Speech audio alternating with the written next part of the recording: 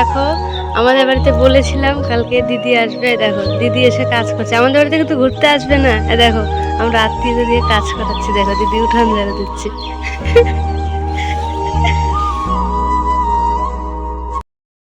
তো দেখো এদিকে মা বাসন মেজে নিল, তো আমি এখন ঘরটা লিয়েছি, কারণ আজকে সোমবার, সোমবার হলে জানোই তো অনেক কাজ থাকে, সেজন্য সব কিছু পরিষ্কার করে তারপরে আবার রান্না বাড়া করতে হয়। তো আমি এদিকে ঘরটা লিয়েছি, মা বাসন মেজে নিল আর দিদি উঠোনটা ঝাড় দিয়ে দিল। কিন্তু বলো তো, দিদি আমাদের বাড়িতে এসে ঘুরতে, আমি ঝাড় দিতেছিলাম উঠোনটা, কিন্তু দিদি আমার হাত থেকে ঝাড়ু কেড়ে নিয়ে উঠোনটা ঝাড়ু দিল। এদিকে আমার ঘর লেপা পুরো প্রায় কমপ্লিট হয়েই গেছে। তো দেখো দিকে ঘর লেপে হয়ে গেল, তো এইদিকে দেখো সবাই গল্পে বসে গেছে, চাও বানানো হয়ে গেছে। তো আমি চা বানানোটা তোমাদের সাথে শেয়ার করলাম না, তো সবাই খাচ্ছে চা। তো দেখো দিদিরা খুব লজ্জা পাচ্ছিল যে আমি ভিডিওটা অন করেছিলাম, সেই জন্য।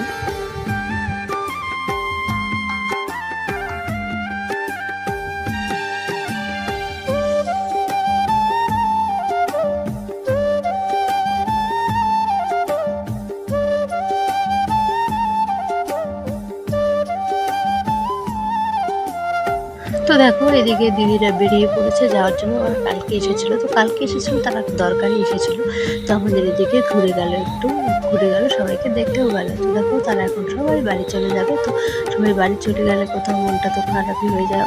কালকে এসেছিল, বাড়িটা খুব ভরা ভরা ছিল, তো আজকে সবাই চলে যাচ্ছে।